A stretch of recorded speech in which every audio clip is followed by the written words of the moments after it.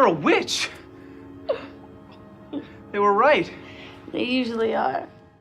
It's not really much of a hot take to say most fiction about witches, at least in movies, is inherently reactionary, cautionary tales about the societal disorder caused when women are given too much power. In that regard, The Craft is a perfect encapsulation of how a lot of that girl power feminism of the 90s still had an undercurrent of conservatism.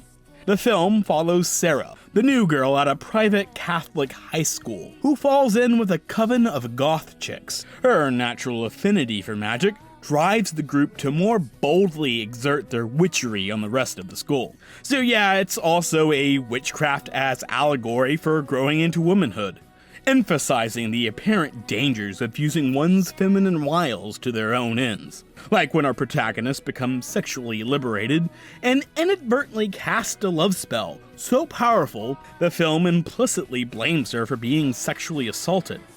Or how the film tries to guilt Rochelle, the one black member of the circle, for placing a curse on a racist bully.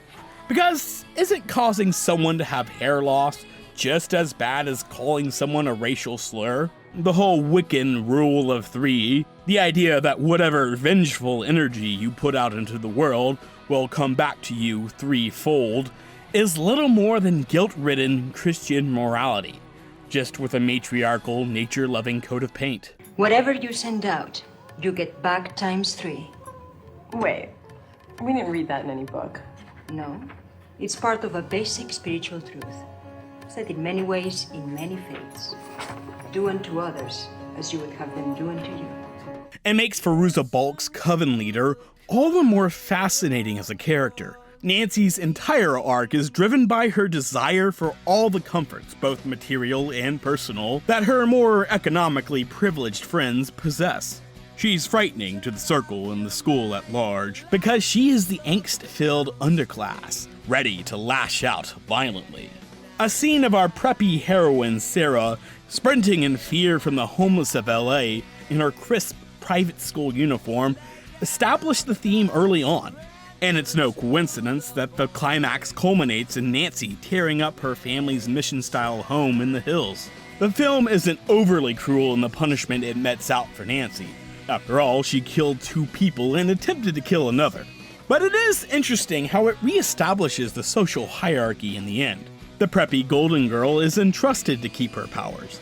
Nancy's 2 well-off accomplices lose theirs, but otherwise get off scot-free. While Nancy herself, the most victimized girl of the group before the events of the movie, is thrown into a cell, driven insane by her attempts to disrupt the natural order. And this isn't a criticism of the story itself. It's of a piece with this era of American culture, where the counterculture was commodified and individualism was encouraged, as long as it didn't rock the neoliberal status quo. The faux 90s edge is part of The Craft's charm.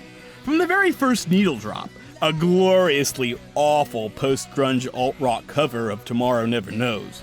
Like the Wicca practiced by the Circle, the film has one foot planted in the nostalgia for the libertine idealism of the 60s, and the other foot planted in the vanity and the materialism of the Clinton years. It's simultaneously dated, but also pretty relevant 30 years later, especially as Wicca and spiritualism have had a resurgence that is somehow even more commercialized than the previous wave.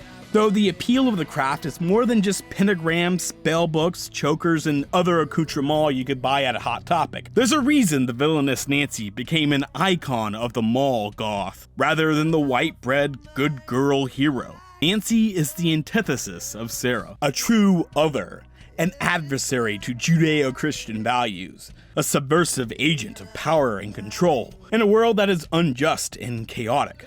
Her fiery angst has only become more potent in the decades since. You don't even exist. You are nothing. You are shit. You don't exist.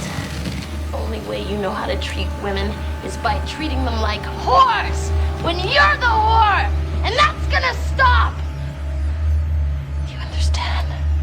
You understand what I'm saying? Living with one of those former mall goths, I've already seen The Craft about 7 times already.